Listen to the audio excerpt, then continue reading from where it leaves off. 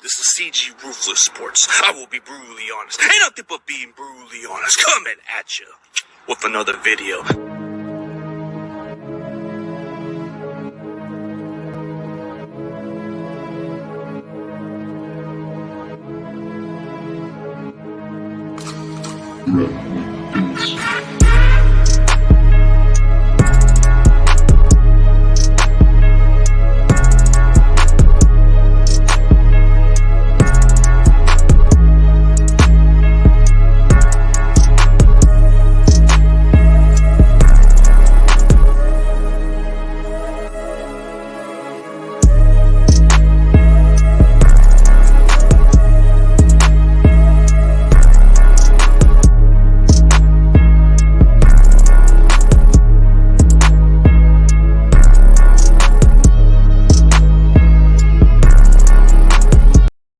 Ladies and gentlemen, please welcome back the Cardinal Rule. What's good, man? Not much, man. How you doing? Thanks for having me. No problem, man. It's been a while, but it's good to hear from you. Yeah, likewise. Well, you know, it's been the off season and the sports purgatory. What is up, David? Yes, Mr. Claus is here in effect, doling out the coal for all the bad kids. Yep, that's right. But you know, I don't know. Yeah, what do you want for Christmas? Maybe a better performance from Trey Lance than what we've been seeing so far in preseason. It's been a little rough, hasn't it? We're just two training camps, but yeah, today he didn't look too bad. Yeah, it's just training camp, so obviously, you know, you can't put too much stock into that. But people have been hearing about, you know, all the interceptions and stuff, and you know, so hopefully for your sake, he kind of starts getting, you know, settled in and stuff. But yeah, man, it's been a while. You know, the off season is kind of feels like Death Valley, nothing going on, and then the draft hits, and then it's dead for a while again. And but I don't know, there's football in the air, right? Yeah, there is. It's coming up, and then late in the season, we'll come back once again. For sure, man. Yeah, man. I mean, I see you doing your thing, man. That's all that matters, dude. You know, I've been kind of staying creative during this offseason because it was getting pretty quiet. So started doing a little bit of wrestling. So I thought it was kind of a hit for a while.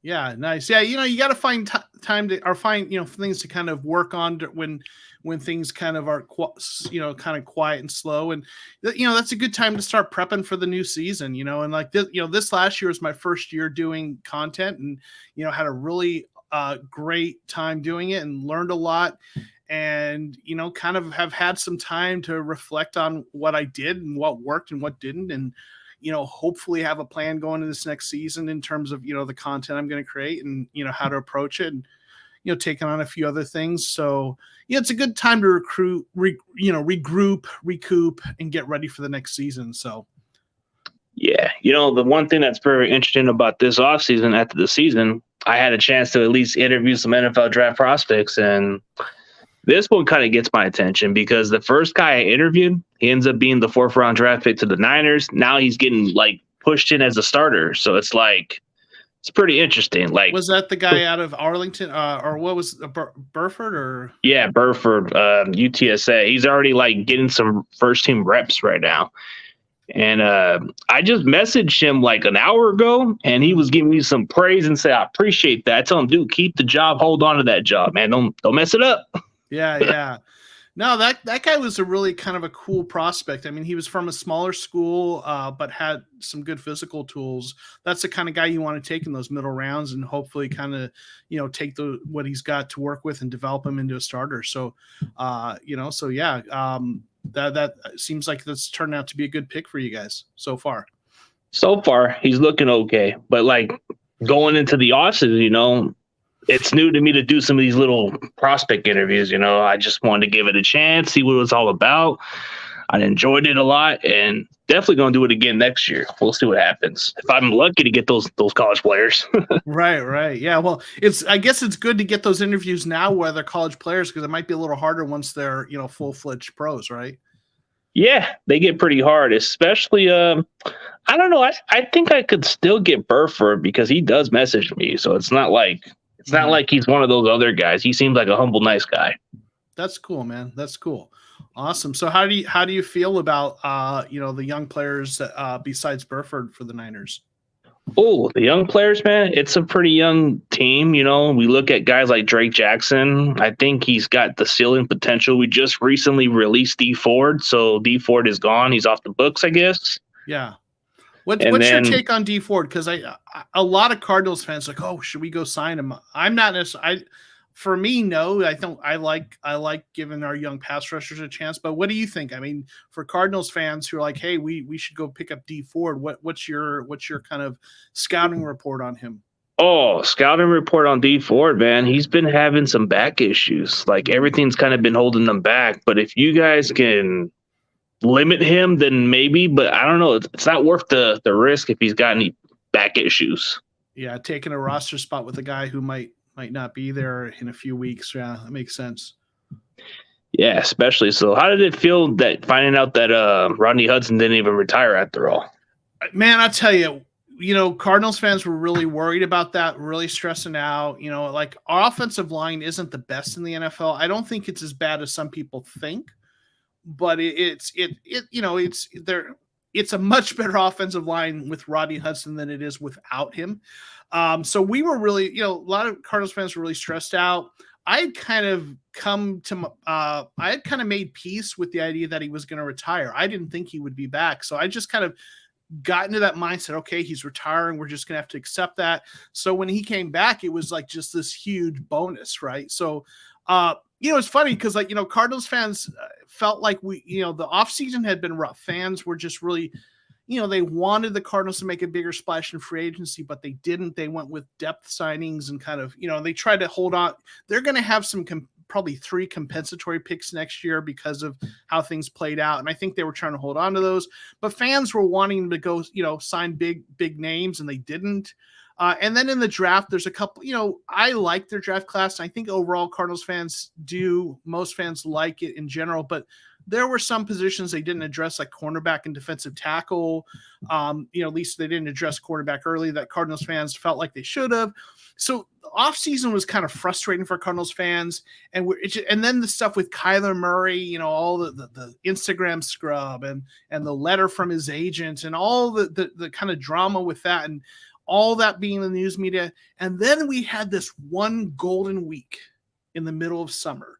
This one glorious week in July when everything finally started to work out. Kyler Murray got an extension. Rodney Hudson said, hey, I'm not retiring and I'm coming back. And we had those kind of new alternate helmets that they revealed, the black with the speckle, the kind of the deep red speckles that, that Cardinals fans, generally speaking, really liked that new helmet. And, Cardinals fans have been, asking for new uniforms forever. So like, it felt like we had this glorious week with Hudson coming back. Kyler gets extended. We get these new helmets to be excited about. And then the clause, the study, right? Isn't it the study, like study 4 hours of the film? Study addendum dropped. The news, Ian Rappaport released news of that, and then all of a sudden we're back in the news cycle again, and everyone's talking about Kyler and this, that. Now, you may or may not have heard the team actually removed that addendum. It got so much negative press that they took it out, and they said that we didn't, that it got in the kind of, it drew the kind of attention they didn't want to draw, blah, blah, blah. So it was like we were excited for that 1 week, and then we have that 4 hour thing drop, and we're like, this is why we can't have nice things. It was really frustrating. But Hudson being back is a bit of good news, and we're certainly happy about that. Yeah, especially the guy that's been a proven veteran, a Pro Bowl center. I mean, if you would have just moved on without him, it would have been tough for the Arizona Cardinals. But yeah. Unfortunately for us, Alex Mack retired. I had a feeling this was going to happen. Yeah. Who's your starting center right now? Oh, Brunskill currently, and then there's competition between Brendel. So it's like, man, dude, it's concerning. Like, out of all the question marks during this offseason, like, I feel like we did pretty well with cornerback. We addressed cornerback. We definitely addressed edge rush depth, defensive tackle, solid depth as far as I'm concerned. Receivers looks kind of decent. Tight end, we kind of went aggressive like after the draft to get some tight ends, and it seems pretty solid. But it's just the interior line just concerns me a little bit. It's like if you don't have that center spot, then the interior line could be a question mark right there. Yeah, well, you've got some young players. Didn't you? That Aaron Banks, who you drafted last year, I think, out of Notre Dame, who, hopefully he worked for you guys. He works out, but yeah, it seems like, you hate to have so many question marks there, right? So yeah, so you've got a journeyman, kind of a depth there, yeah, starting or competing. So I mean, last year, I did kind of earlier in the season, or maybe even in the preseason, I did a kind of a video on looking at comparing the offensive lines in the NFC West, and I kind of came to the conclusion that last year, going into the season, the Niners had the best offensive line.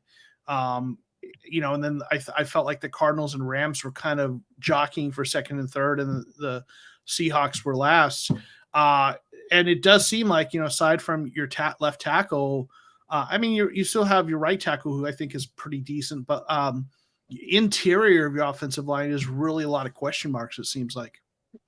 Yeah, it is. Like, especially if Aaron Banks can hold on to that job, the center spot, it's pretty much anybody's guess, Brendo, Brunskill. It can even be Donovan West, who we got undrafted. Maybe he comes, make some noise. Jason Poole. There's just a lot. It's a competition, so it's not anybody's job. But it kind of seems like it's going to Brunskill for right now. Then you got Burford at the right guard spot, and it seems like he's kind of getting a lot of the reps. He's been getting the reps for the 4 consecutive days, so it's a good sign, but he's kind of been struggling a little bit. But what do you expect from a guy that's not even having pads on? So he should get better when he gets those pads on. Yeah, in the end, I think you'll be fine when it comes to the offensive line. I think Shanahan isn't a perfect coach, but there's some things he does really well. And I think his blocking schemes and his running schemes, especially run blocking schemes, he just does a really good job with that. And I think you guys will be able to run the ball well. The only question, I shouldn't say the only question, but the biggest question is, what does Trey Lance look like throwing the ball, right? That to me is like the big variable. And if I were a Niners fan, the offensive line would concern me, but I would have confidence that they're going to be at least serviceable, with his coaching and with his schemes.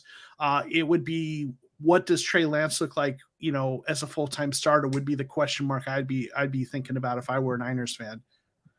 And that's the interesting part. It's the greatest mystery. Like the way Pale said it best. Like in those roundtables, we said it pretty best. The way we look at it, yeah. So I guess Pro Football has this rank right here, but I don't know, man. It's like, I guess it can't be any worse than the Cardinals, according to this Pro Football Focus. PFF doesn't like the Cardinals. I'll tell you though, and that bird's eye view, that's Kyler Bird. He's a really good dude who I do some work with. And in fact, we Kyler and I just launched a website, azsportsunderground.com. So definitely hope folks will check that out. Man, I got to get him on the show one day. Yeah, there you go. Yeah, no, definitely. He's a good dude. Good dude. But yeah, PFF, I think they're probably looking at their rankings. These rankings are not necessarily directly grade. I think that when they do these rankings, it's kind of how it's influenced by their grades, but I think they're probably looking at that, that instability inside with the Niners and the kind of the change that's gone on there. And that's probably a fair ranking for the Niners at this point, because there is a lot of uncertainty about that interior.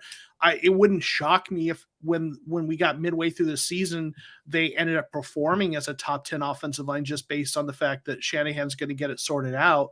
The Cardinals, I think with Hudson back, that I think they should be a little higher than that. Our left tackle, DJ Humphries, had a rough year last year. He was dealing with COVID, I think, recovering from that.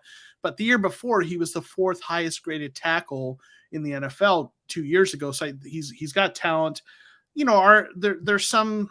We don't have any studs unless Hudson. Even Hudson hasn't graded terribly well with PFF, but a lot of what he brings to the table doesn't show up in the grades.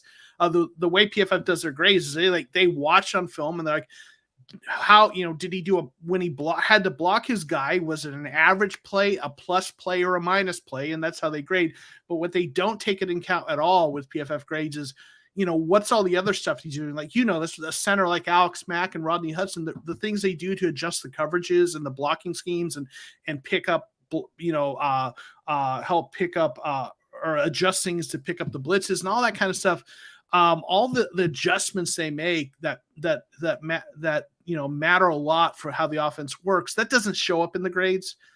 So I don't know. I think the Cardinals, when it's all said and done, are going to be closer to middle of the pack as an offensive line when it's all said and done. And the Niners, they'll probably be somewhere between 7 and 14, depending on how those young players step up.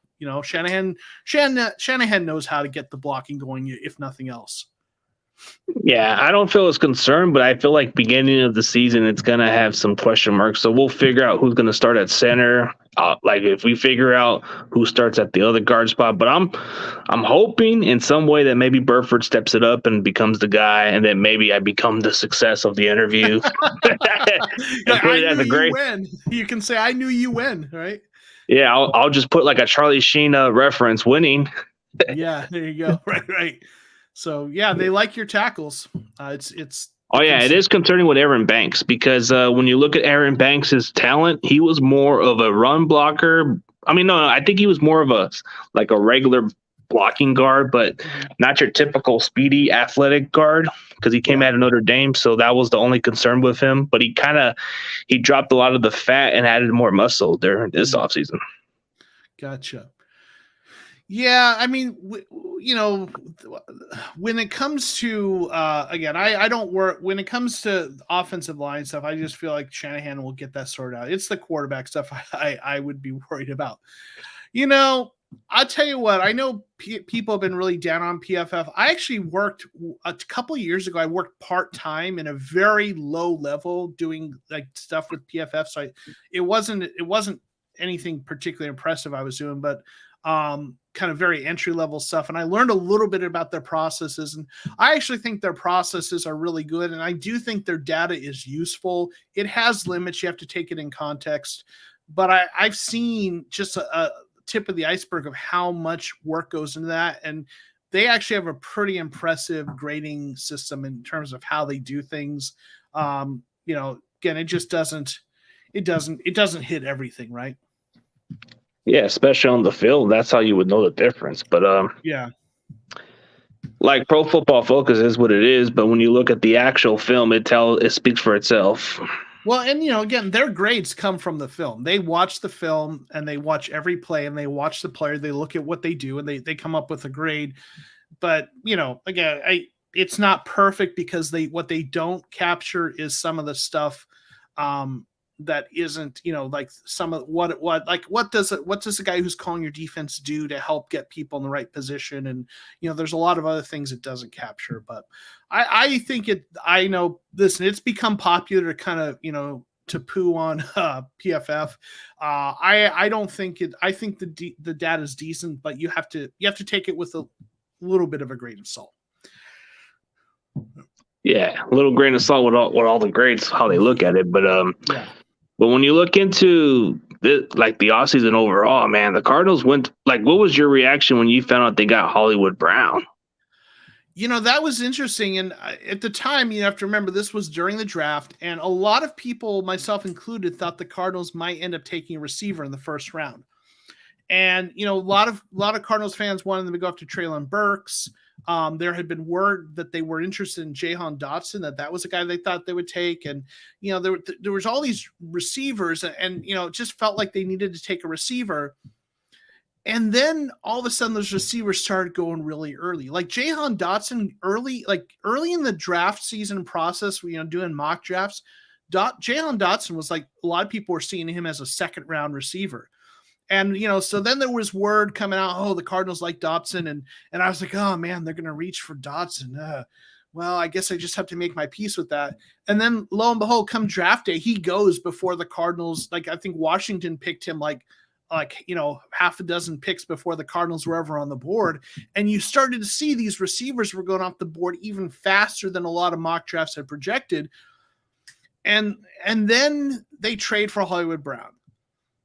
And I'm like, okay, this, I can be okay with this because he's better than the receivers that were still on the board in the draft.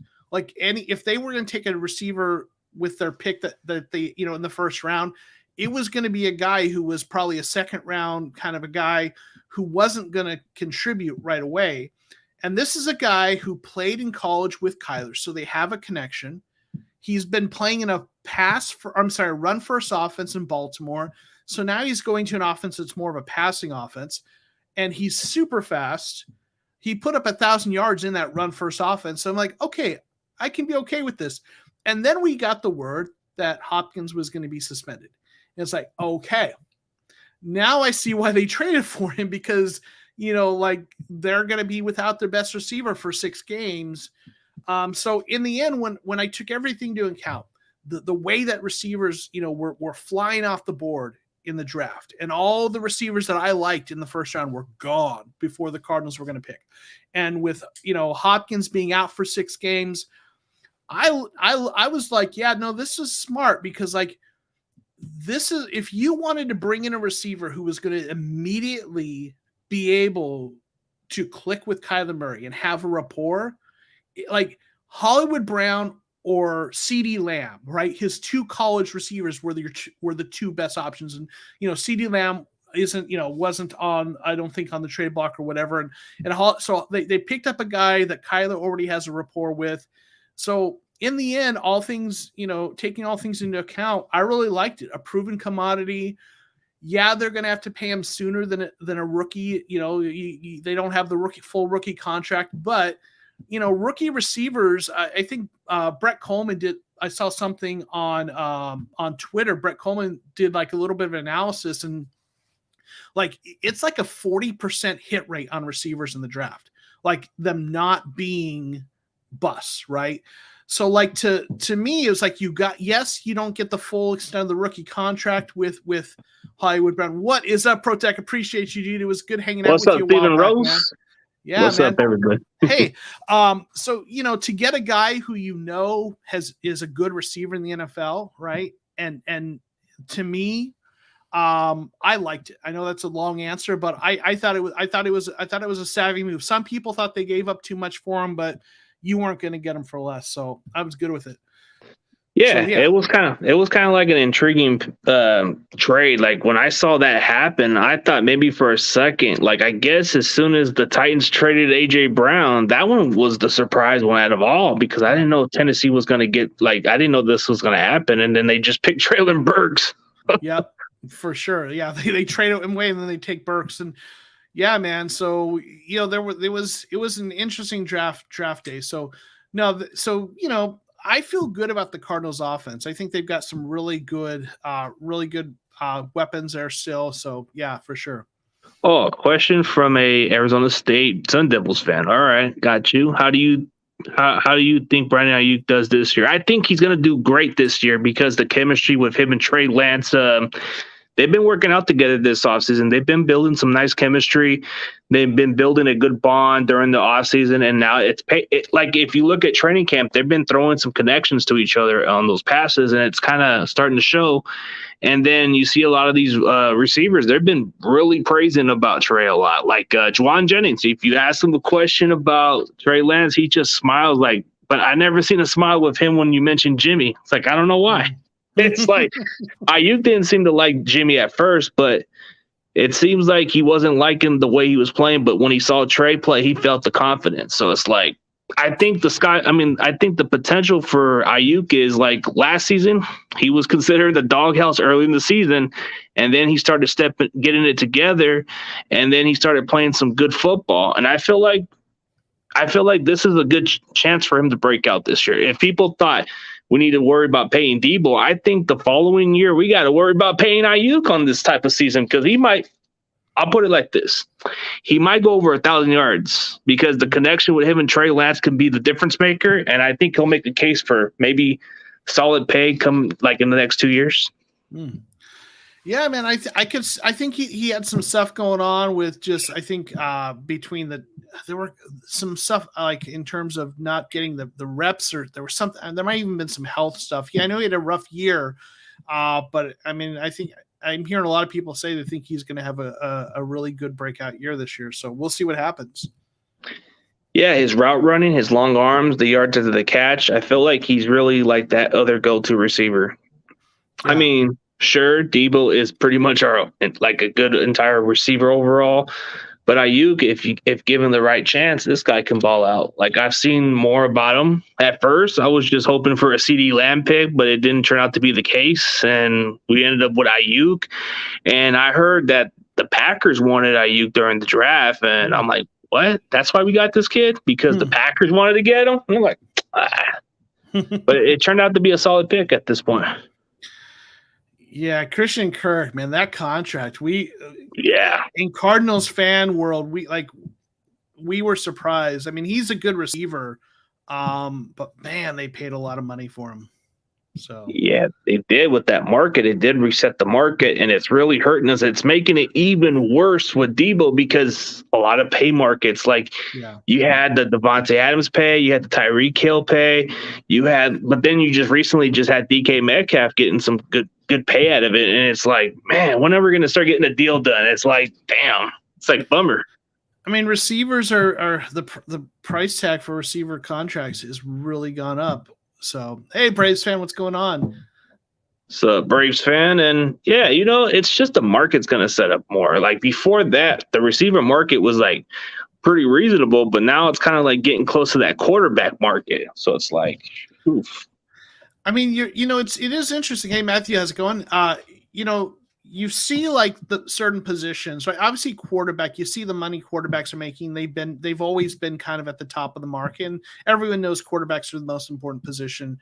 But you're starting to see like receivers, like they've always gotten paid a bit, but it just seems like they are now creeping into they are the next highest paid. Like it just feels like they're getting paid more. They're getting drafted earlier. Teams just really are going towards, really emphasizing receivers even more than ever. And it's interesting to see, how that's working out in terms of contracts and things like that. And the draft. I mean, we talked about a few minutes ago, how all those receivers went off the board so quick, right? Yeah, they did. Like it was ridiculous. Like they really valued this receiver class like this high, like since the 2019 draft. So it's like we had some good receiver class. And then, like you said, when it comes to those top pays, quarterback comes first, but pass rushers are kind of like moving up the market higher. Like you get these edge rushers, they're getting paid as much as the wide receivers, if not more. Yeah. Well, there's the positions. Hey, Ryan, how's it going? The positions that have always kind of been those cornerstone positions, obviously quarterback, but it's pass rushers, tackle, offensive tackles, cornerbacks, and receivers, right? Those are the positions that are really most valued, I think. And everything else kind of falls in order behind that. And, with what a passing league it has become and the way that you're trying to, create mismatches and, make it so the defense can't cover everyone. Receivers have been becoming, giving your quarterback as many weapons as possible has kind of become what teams are doing now. Yeah, it is. Especially like the way you said it, cornerbacks is an important position because it's moving up the market. And then you got the wide receivers like moving ridiculously. I mean, quarterback is like the top priority, but now offensive lineman is starting to get a little bit more up there too. So you get like Trent Williams set the bar high. Yeah. With what is it, $23 or $24 million? Oof. Well, it's always been about, I think, they'd say it's a passing league, and all those positions are tied to either passing, protecting the pass, the guy who's passing it, or stopping the pass, right? You've got the quarterback, obviously, the receivers he's throwing to, and then offensive line in particular, it's the tackles, the especially, left tackle protecting the blind side, so you've got, those are all, positions that are very immediately connected to the passing game. And on defense, it's cornerbacks and pass rushers, right? The guys that are trying to get to the quarterback to stop him from throwing the ball, and the guys in coverage that are trying to defend the pass. So, all of those positions that are emphasized and that are prioritized in terms of what they're paid are all somehow connected to either playing the pass or, the actual passing game or defending it. Yeah, it is. Especially with what you're saying, man. It just moves up the market more because of the value and the way they play its elite traits. And it's just, you don't find a lot of those type of talents. So it's like, as soon as you see the market move up, like you look at how the teams build around, but Arizona, for whatever reason, like they got all the talent. It's just I feel like I question more of the coaching staff. Don't you agree or disagree on that one? You know, the coaching staff has definitely been something the fan base has really questioned. And, on the offensive side, Cliff Kingsbury, he's done a good job building a team that's improved and wins every year. But, there's some concerns of, that down the stretch, the team struggles, and he's always, going back to his days at Texas Tech, his teams have always struggled in the second half. So some people worry that that's something to do with his coaching. And one of the things about the air raid offense that he does, and, now it's kind of evolved a little bit, but it's still got those air raid concepts. It's an up-tempo offense, and a lot of times they don't move the receivers around a lot. They keep them kind of, Hopkins always stays on the left side, and AJ Green on the right, and they'll do a little bit of movement, but like they keep them where they're at so that so they don't have to move too much between plays, so they can keep the up tempo. And also their offense is built on a lot of plays that look the same or kind of are consistent, but that the receiver routes just kind of, they shift them based on what the coverage is doing. So there's a lot of things that stay kind of static in that offense in certain ways.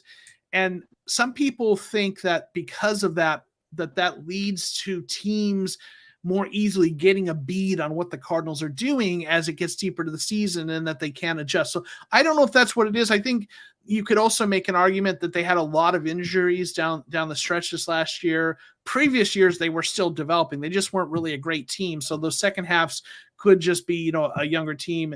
So but there are fans who are Cardinals fans aren't generally high on Cliff Kingsbury. I think he's a very smart coach. I think there's some things he does very well. He seems to be a hard worker in terms of getting into the building early, and really, really guy who really grinds out the tape and works hard at what he does. So what I always say is, he's young. They brought him in as this mind that they were hoping was going to develop, and he's going to need some time. But when you've got a guy who is smart and works hard, that's a combination I'm willing to bet on. So it's going to be important to see what happens this year. If the team takes a major step back, then that's concerning. But if, what I want to see from them is better play down the stretch, even if overall they don't improve on their record because they've got a tougher schedule this year. If I can see from them that they play better down the stretch than in the past, to me, that's a step forward. So on defensive side, Vance Joseph, I think he's done a good job with what they have to work with. I think there's some limitations on the defensive side of the ball, especially at cornerback and defensive line. And they had a defense that before they got decimated by injuries was a top 10 defense early in the season last year. Down the stretch, it kind of struggled. So I don't know. I think their coaches, there's some things I'd like to see them continue to develop on, but I don't think their coaches are as bad as everyone thinks they are. It's more about adjustments for them, but like you said, it could be maybe the injuries last year that might have played a factor with them. And then, Kingsbury, that's the only question mark you get out of him in the second half, because when he was coaching at Texas Tech, the competition in the Big 12, it was like, why he couldn't go at that next level and win those Big 12 championship. It was because teams like Oklahoma and quite a few other better teams out there. Yeah, it's he was in a really tough place competing against huge programs, in Texas, right? So for sure, in Oklahoma and places around there. Yeah, and going back to what Mark said, O and D line are definitely important. For whatever reason, defensive line interior, unless it's a guy like Aaron Donald, they're just not as you can get good players for not as expensive in terms of contracts. Interior, tackles are definitely. Those positions are definitely important. It just for whatever reason, it seems like in terms of you can get guys that are serviceable on the interior of those lines for a lot less expensive. You wanted to bring up Kyler's question. Yeah, what is the general 49ers view of Shannon? How do the 49er faithful feel about your coach? Well, they feel like there's just they're a little more iffy about it because some of them like the idea that they're moving on from Jimmy Garoppolo, but they're still kind of like iffy when is he going to be let go.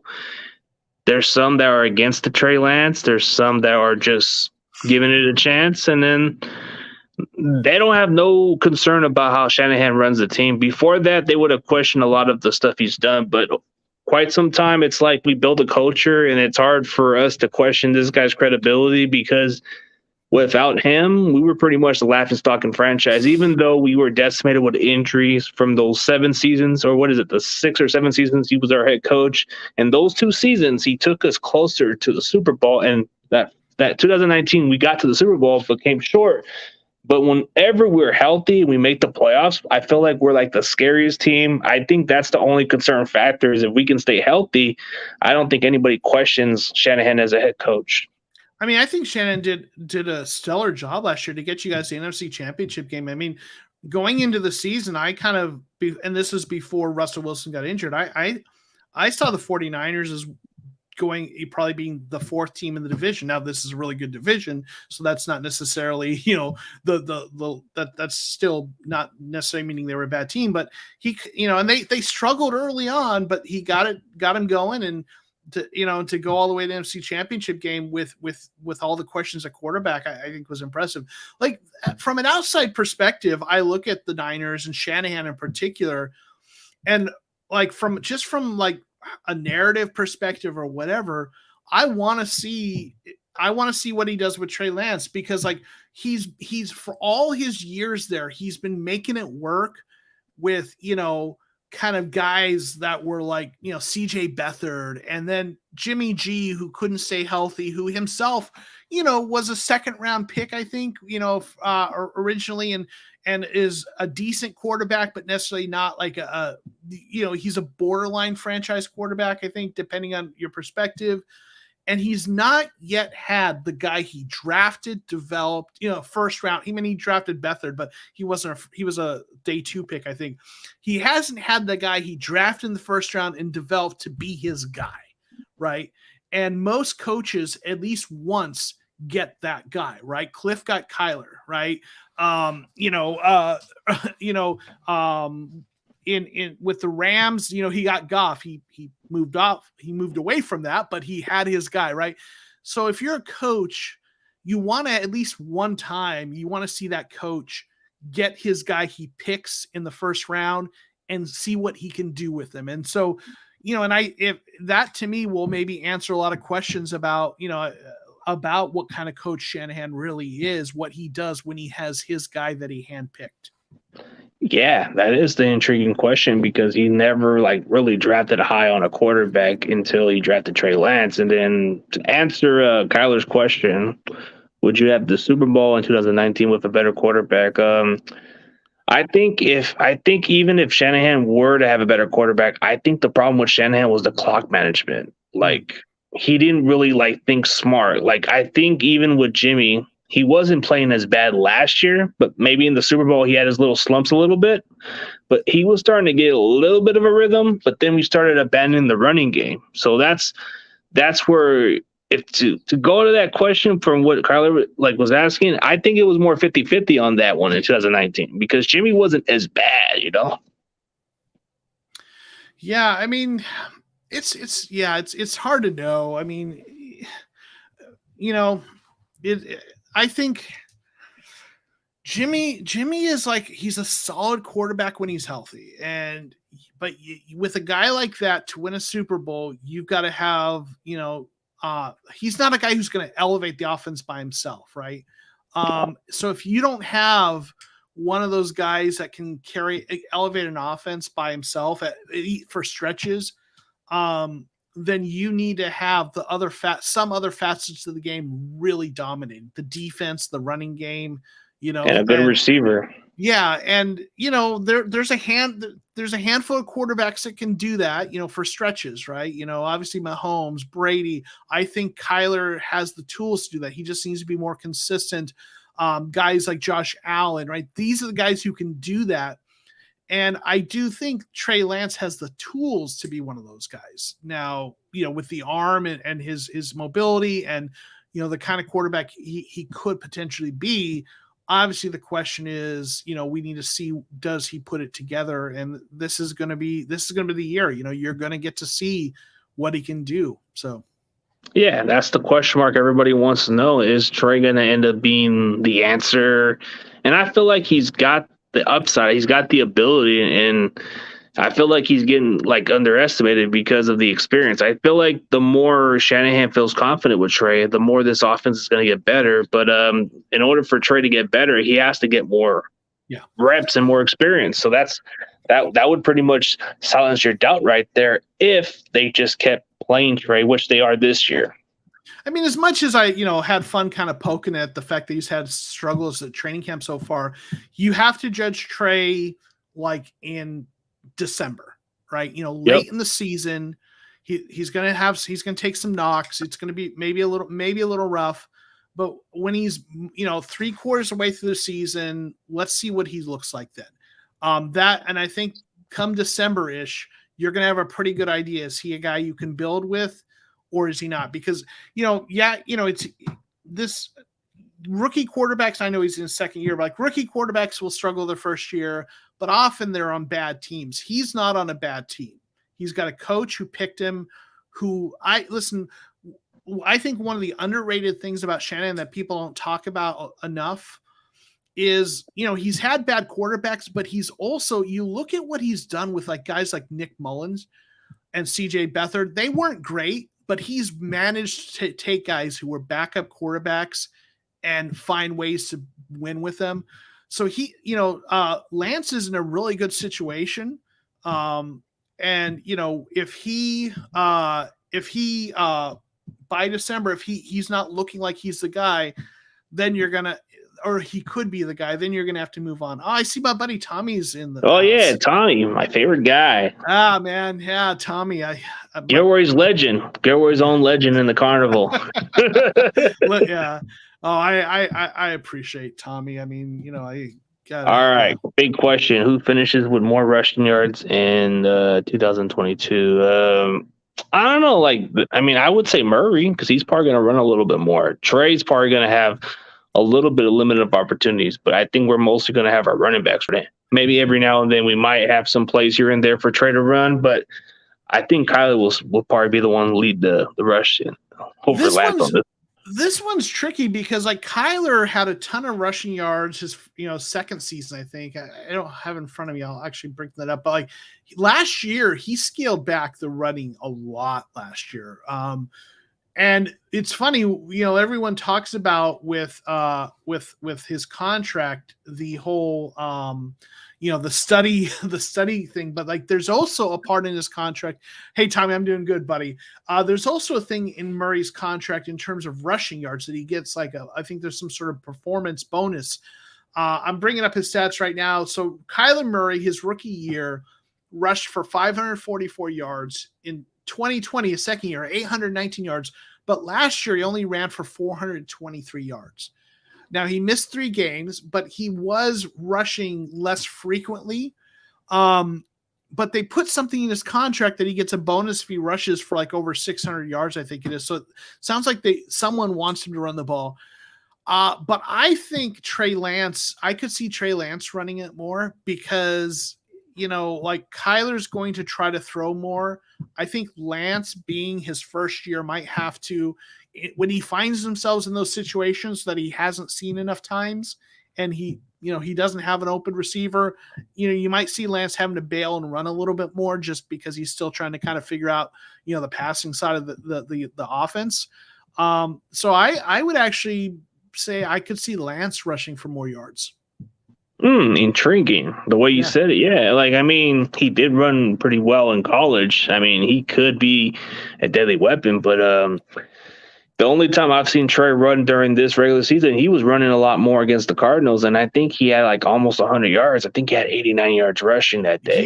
He had a lot of rushing yards against us. He was, if he could add just one more, you might have got a touchdown, but he got stopped at the goal line that play with Isaiah Simmons on the tackle. But no, he was running a lot, and that part of that was because he couldn't get much going in the passing game. The Cardinals had a pretty good defensive game plan that game, but I mean, I could see that kind of thing happening more, especially early in the season, and him kind of still kind of finding his footing. So we'll see, though. It'll be interesting. So yeah, but I would think Kyler would be the one leading, like you said, if his contract includes a bonus with 600 yards. So I think he might get 600 yards. Could be. He might. Yeah. I don't know. Last year he talked a lot about how he wanted to use his legs as a luxury. Like, he wanted to pass first and only run, he didn't want to lean on the running as much. So, obviously I want to see Kyler healthy and effective. So I don't mind if he runs a little less, if it means he's throwing the ball well and he's not getting hit.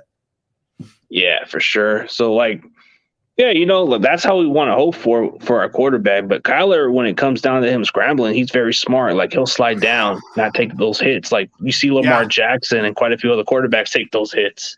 I don't know that I've seen another quarterback that's as good as avoiding the hits and knowing when and how to go out of bounds and slide as Kyler Murray.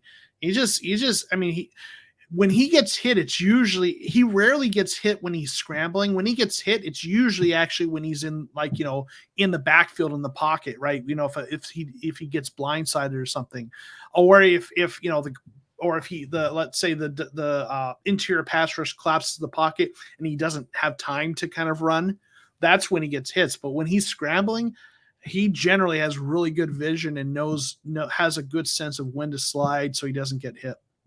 Oh, yeah. When he slides, it creates a penalty flag right there. You get those free 15-yard penalty right there when he does that. And he does avoid those hits, too. So it's like he kind of thinks mentally differently the way he plays the game. And then he kind of just he uses that baseball background to his advantage, just like Russell Wilson does it. So it's like he's probably like one of the most intelligent scrambling quarterbacks. But when it comes down to it, like, I guess that when people talk about Lamar Jackson, yeah, he gets the most rushing yards, but he'll eventually get injured with all those type of reckless plays.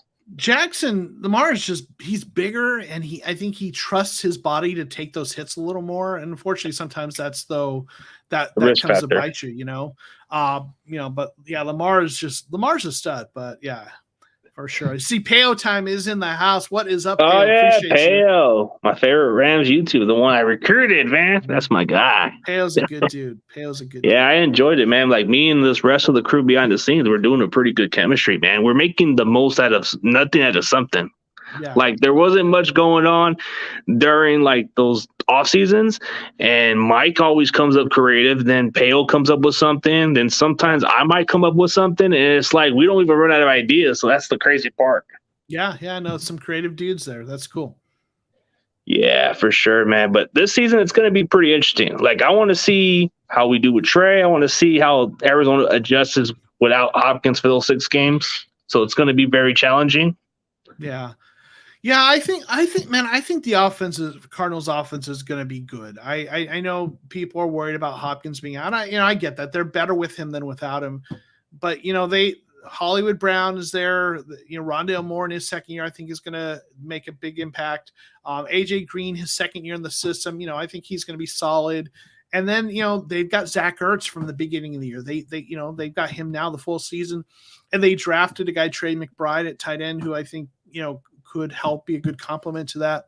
So I don't know. It's the defense that I'm really I think most Cardinals fans, that's where the question marks are.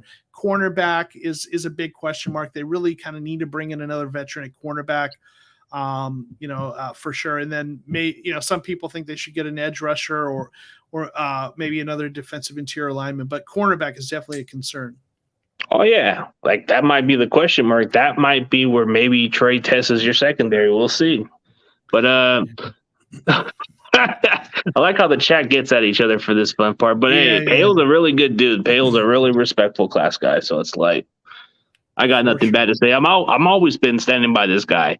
Like, any chance I see Peo, man, I'm having a good time talking football with this guy. So it's like, you can't complain about it.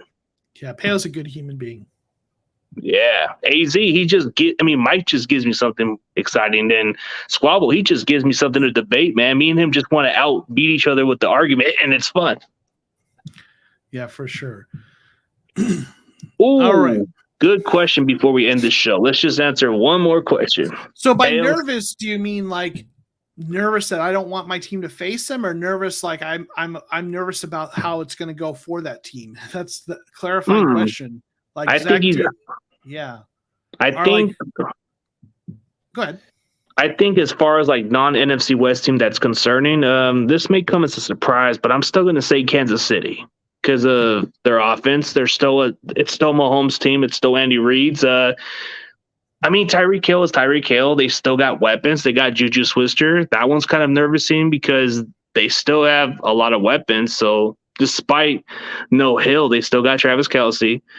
I mean, they added a lot of interesting weapons. So that would be the one team I'm scared about. It's like, I don't know, something about Kansas City. It doesn't really like kind of like other fans in the AFC West that are like non-Chiefs fans. They're overlooking the Chiefs, and I'm telling you what, I'm a little scared about them. Well, we've got the Chiefs week 1, so that's going to be interesting. I kind of in my mind kind of put that as a loss for the Cardinals in week 1. If we, last year we were in Tennessee week 1, and a lot of people thought we were going to lose, and we blew them out. So I'd love to see that as a win.